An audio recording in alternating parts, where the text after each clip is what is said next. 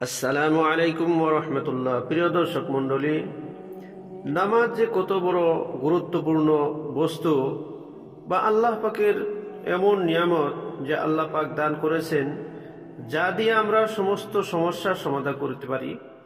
যেমন হাদিসে বলা আছে, হযরত হুযায়ফা রাদিয়াল্লাহু তাআলা আনহু বলেন, নবী করিম সাল্লাল্লাহু আলাইহি ওয়াসাল্লাম যখন কোনো কঠিন সমস্যার সম্মুখীন হইতেন তৎক্ষণাৎ নামাজে দাঁড়াইতেন।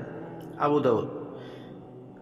নামাজ আল্লাহ তাআলার একটি বড় রহমত, কাজেই যে কোনো মুসিবতের সময় নামাজে দাঁড়ানোর অর্থই হইল আল্লাহর রহমতের প্রতি ঝুঁকিয়া পড়া।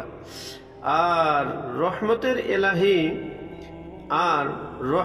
এলাহি যখন সাহায্যকারী হইবে, তখন মুসিবতের কি সাধ্য আছে যা টিকিয়ে থাকিতে পারে? সাহাবায়ে কেরামগণের জীবনেও হুজুর সাল্লাল্লাহু আলাইহি ওয়াসাল্লাম এর পদাঙ্ক অনুসরণ করিতে দেখা পাওয়া যাইত। হযরত আবু দারদা রাদিয়াল্লাহু তাআলা আনহু বলেন, যখন ঘূর্ণিঝড় শুরু হইত তৎক্ষণাৎ হুজুর সাল্লাল্লাহু আলাইহি ওয়াসাল্লাম মসজিদে তাশরিফ নিয়ে যাইতেন এবং ঝড় বন্ধ না হওয়া পর্যন্ত মসজিদেই অবস্থান করিতেন। এইভাবে সূর্য ও চন্দ্র গ্রহণের সময় হুজুর সাল্লাল্লাহু আলাইহি ওয়াসাল্লাম নামাজে লিপ্ত হইতেন। হযরত শুআয়ব রাদিয়াল্লাহু তাআলা আনহু নবী করিম সাল্লাল্লাহু আলাইহি ওয়াসাল্লাম হইতে বর্ণনা করেন যে, পূর্ববর্তী পয়গম্বরগণ বিপদের সময় নামাজে মগ্ন হইতেন। হযরত ইবনে আব্বাস রাদিয়াল্লাহু তাআলা আনহু এক সময় সফরে ছিলেন। পথিমধ্যে পুত্রের মৃত্যু সংবাদ শোনা মাত্রই উট হইতে অবতরণ করিয়াই 2 রাকাত নামাজ আদায় করিলেন ও ইন্না লিল্লাহি ওয়া ইন্না ইলাইহি রাজিউন পাঠ করিয়া বলিলেন, আল্লাহ তাআলা যাহা করিতে আদেশ দিয়েছেন আমি তাহাই করিলাম। তারপর তিনি কোরআনে পাকের এই আয়াত পাঠ করিলেন। আর বন্ধুগণ, আমরা যখন বিপদে পড়ি তখন আমরা দৌড়িয়ে যে বিপদের জায়গা সেই জায়গাতে আমরা যাই উপস্থিত হই। বলেন তো দেখি, আমাদের বিপদ যদি আল্লাহ পাক যদি দূর না করে, তাহলে আমরা কি বাঁচতে পারবো? আর আমরা কি এই বালা মুসিবত থেকে পরিত্রাণ পাবো? না, পাবো না। যার জন্যে আল্লাহ পাক বলছেন, ওয়াস্তাঈনু বিস-সাবরি ওয়াস-সালাহ, নামাজ ও সবরের দ্বারা আল্লাহর সাহায্য প্রার্থনা করো। এ প্রসঙ্গে হযরত ইবনে আব্বাস রাদিয়াল্লাহু তাআলা আনহু এর একটি ঘটনা বর্ণিত আছে। তিনি কোনো এক পথ দিয়ে যাইতেছিলেন, হঠাৎ তাহার ভ্রাতা আসামের মৃত্যু সংবাদ শ্রবণ করিয়া উট হইতে অবতরণ করিলেন ও রাস্তার পাশে গিয়া 2 রাকাত নামাজ আদায় করিলেন। আত্তাহিয়াতুর ভিতর দীর্ঘক্ষণ দোয়া করিতে থাকেন। অতঃপর উটের পিঠে আরোহণ করিয়া কোরআনের পাকের আয়াত পড়িলেন, ওয়াস্তাঈনু বিস-সাবরি ওয়াস-সালাহ পাঠ করিলেন, যার অর্থ এই যে সবর ও নামাজের দ্বারা আল্লাহর সাহায্য প্রার্থনা করো। অবশ্যই এইভাবে নামাজ পড়া এতটুকু কষ্টকর ব্যাপার বটে, কিন্তু যাহাদের অন্তরে আল্লাহর ভয়ভীতি রহিয়াছে তাহাদের জন্য বড় আসান। ইবনে আব্বাস রাদিয়াল্লাহু তাআলা আনহু আরো একটি ঘটনা, একদিন তিনি হুজুর সাল্লাল্লাহু আলাইহি ওয়াসাল্লাম এর কোনো এক বিবির ইন্তেকালের সংবাদ শ্রবণ করা মাত্রই সিজদায় পড়িলেন। কেহ ইহার কারণ জিজ্ঞাসা করিলে তিনি ইরশাদ করিলেন যে, আল্লাহর নবী সাল্লাল্লাহু আলাইহি ওয়াসাল্লাম আমাদিগকে এইভাবেই নির্দেশ দিয়েছেন যে, মুসিবতের সম্মুখীন হইলেই তোমরা সিজদায় পড়িয়া যাও।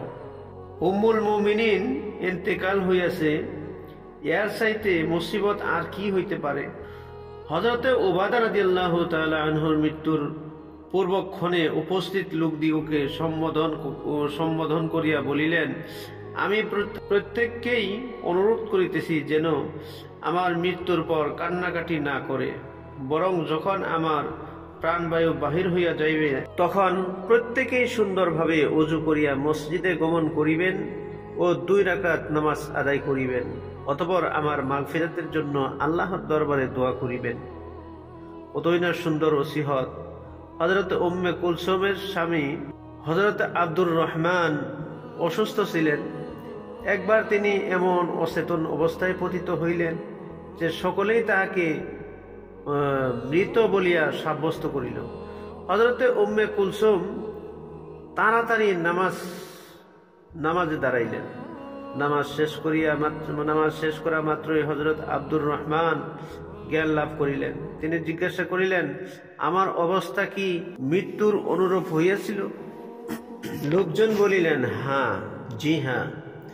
তখন তিনি বলিলেন, আমি দেখিলাম দুইজন ফেরেশতা আসিয়া বলিল, চলো আল্লাহর দরবারে, তোমার ফয়সালা হইবে। এই বলিয়া তাহারা আমাকে লইয়া যাইতে উদ্যত হইল।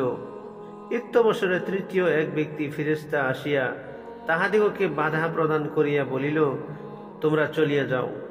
ইনি এমন এক ব্যক্তি যিনি মাতৃগর্ভেই সৌভাগ্যবান বলিয়া সাব্যস্ত হইয়াছে, তাহার সন্ততিগণ আরো কিছুদিন তাহার কাছ থেকে অনুগ্রহ লাভের সুযোগ পাইবে, তারপরেও তিনি আরো 1 মাস জীবিত ছিলেন।